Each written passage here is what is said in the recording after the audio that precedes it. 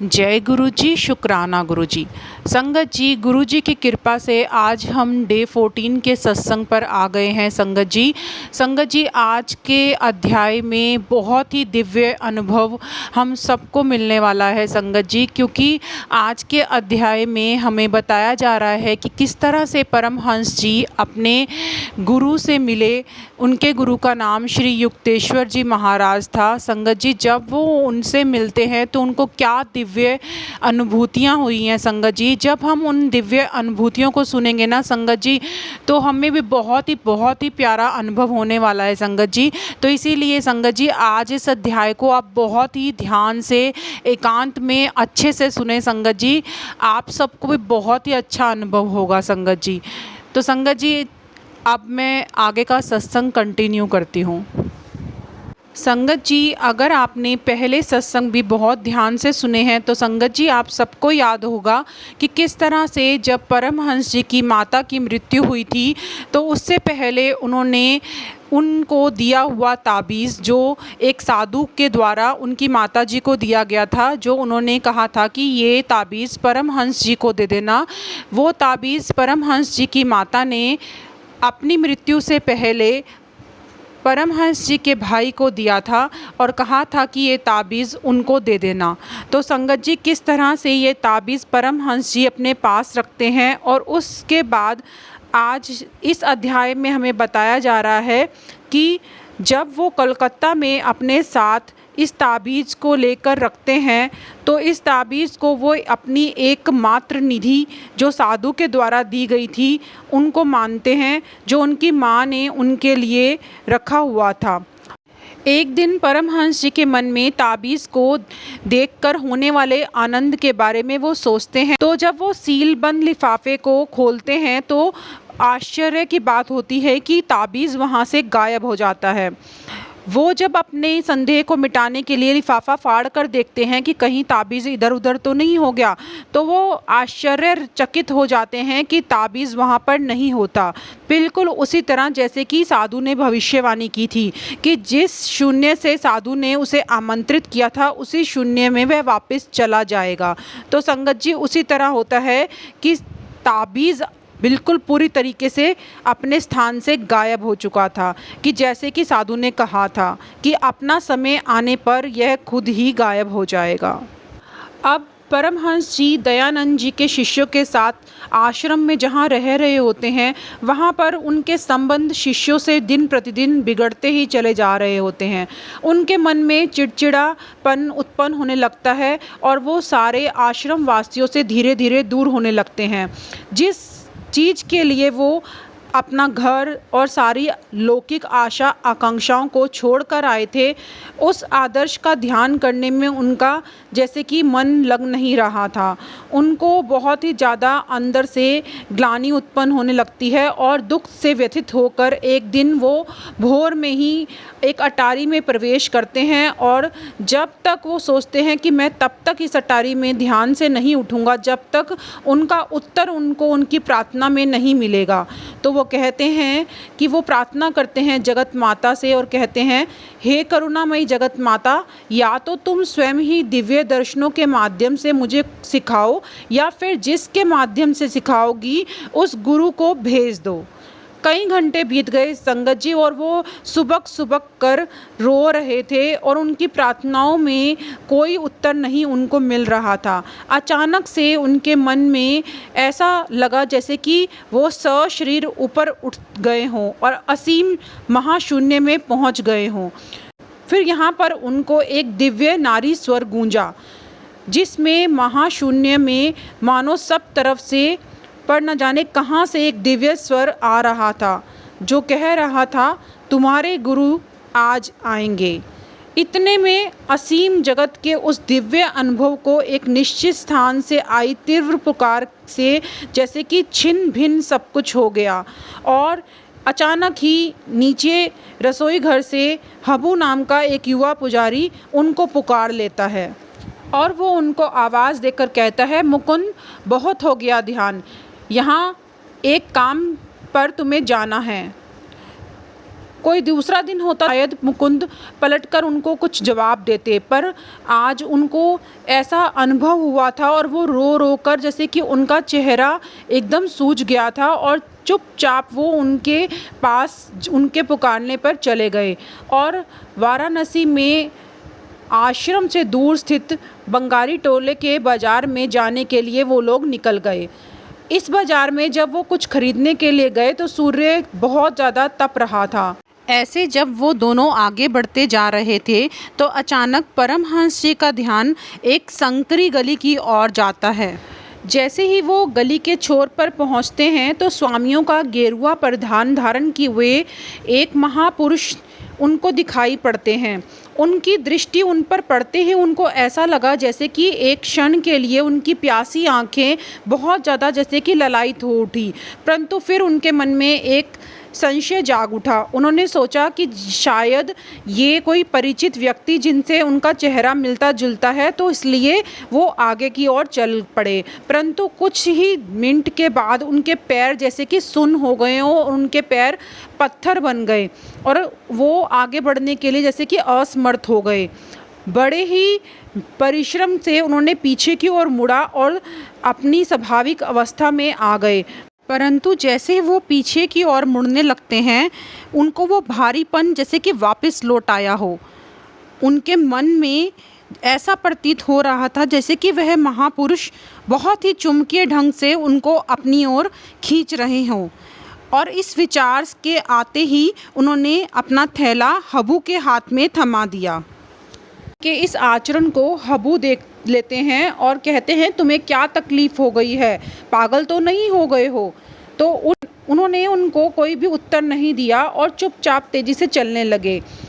जब वो वापस पीछे की ओर मुड़े और उस गली में चले गए तो उस ओर दृष्टि उठाते हुए उन्होंने देखा कि वो जो उन्होंने जिनके दर्शन किए थे वो मूर्ति स्थिर दृष्टि से ही उनकी ओर अब भी देख रही थी। तो उन्होंने उत्कंठापूर्वक अपने कदम उठाए और सीधे उनके चरणों में जा पहुँचे।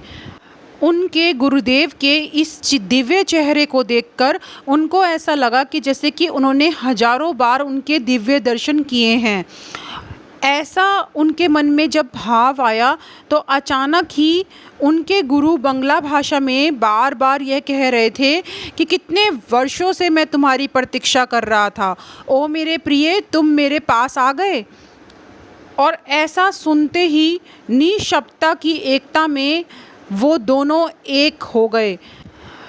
परमहंस जी को ये बिल्कुल पूरी तरीके से मालूम हो गया कि उनके गुरु ईश्वर को जानते हैं और ईश्वर तक उनको पहुंचा सकते हैं। परमहंस जी के गुरु उनका हाथ पकड़कर उनको काशी के राणा महल क्षेत्र में स्थित अपने डेरे पर ले गए।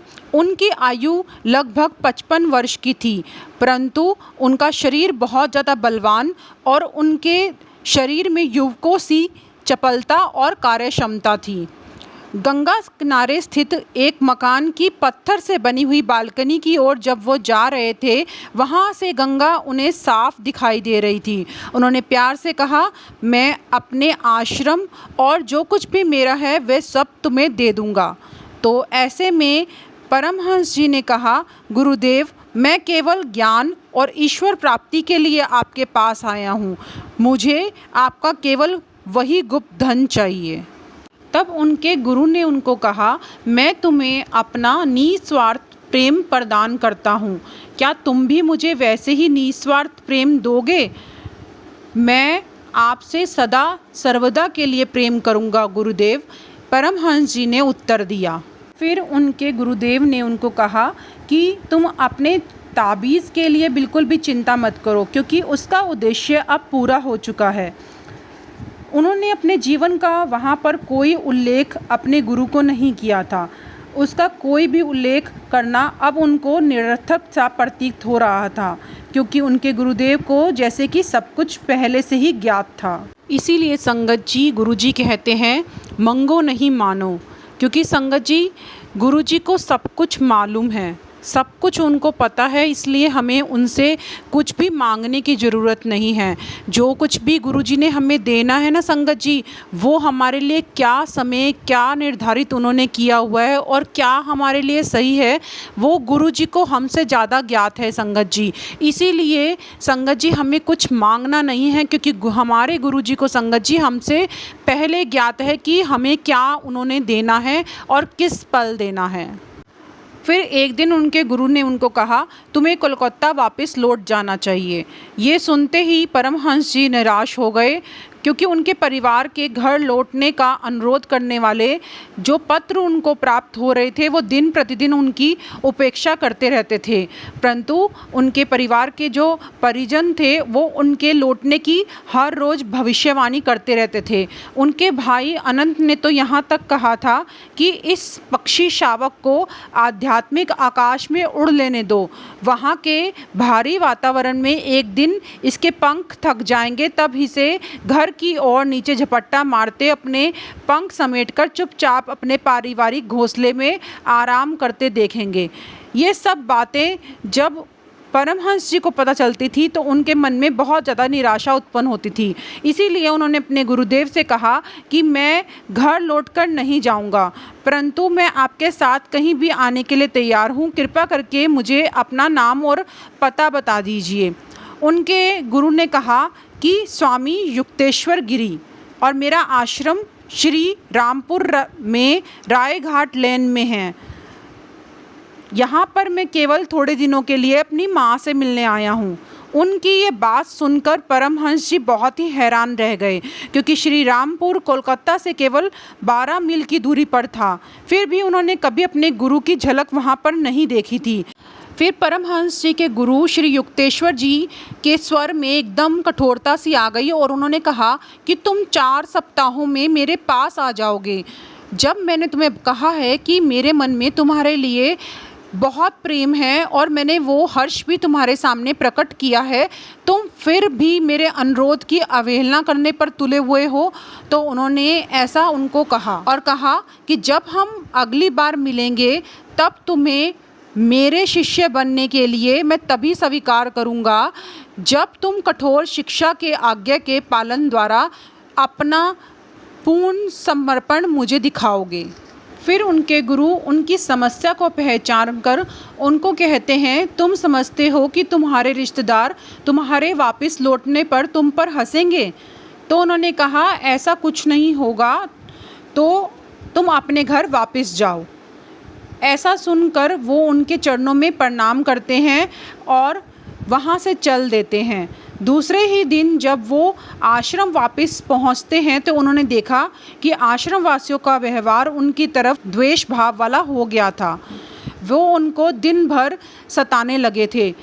इसी प्रकार 3 सप्ताह जब बीत गए तो दयानंद जी भी एक सम्मेलन में भाग लेने के लिए मुंबई चले गए। अब तो जैसे कि परमहंस जी के सिर पर पहाड़ टूट पड़ा।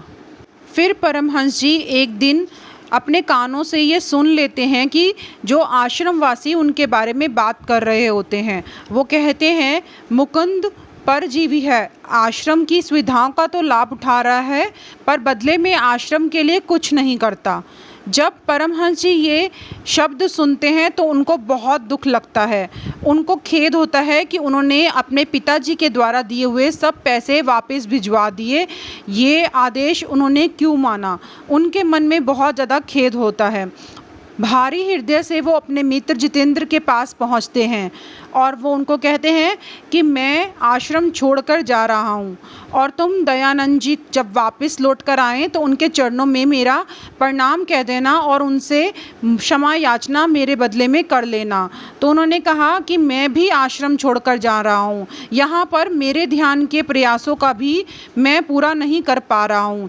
जब जितेंद्र ने ऐसा बोला तो उन्होंने कहा कि मैं एक ईश्वर प्राप्त संत से मिला हूँ, चलो हम उनके पास श्री रामपुर चलते हैं। संगत जी, अब मैं ये सत्संग को यहीं विराम देती हूँ। आगे का सत्संग संगत जी हम अगले अध्याय में कंटिन्यू करेंगे। संगत जी, आज का अनुभव आप सब ने सत्संग का सुना तो कितना प्यारा संगत जी हम सबको अनुभव हुआ है कि किस तरह से जब हमें हमारे गुरु मिलते हैं संगत जी, तो कहीं ना कहीं से हमें वो अनुभूति अपने आप हो जाती है संगत जी कि हम जब अपने गुरु की तरफ आकर्षित होते हैं संगत जी, तो वो कोई ना कोई कारण ज़रूर होता है जिस कारण से गुरु की तरफ हम अपने आप ही खिंचते हुए चले जाते हैं। तो संगत जी आज आप सबको भी यही एहसास हुआ होगा। तो संगत जी सत्संग को अपने तक मत रखें, सत्संग को आगे ज़रूर शेयर करें, क्योंकि संगत जी जिस कारण से ये बुक पढ़वाई जा रही है, शेयर करवाई जा रही है संगत जी, उसका कुछ ना कुछ कारण ज़रूर है। तो हमें पक्का संगत जी इस सत्संग को ज़रूर शेयर करना है। संगत जी गुरु जी कहते हैं सत्संग सुनने वाले दा भी कल्याण, तो सत्संग सुनाने वाले दा भी कल्याण। तो संगत जी हम सबको मिलकर कल्याण का हिस्सेदारी बनना है और सत्संग को ज़रूर शेयर करना है। जय गुरु जी, शुक्राना गुरु जी।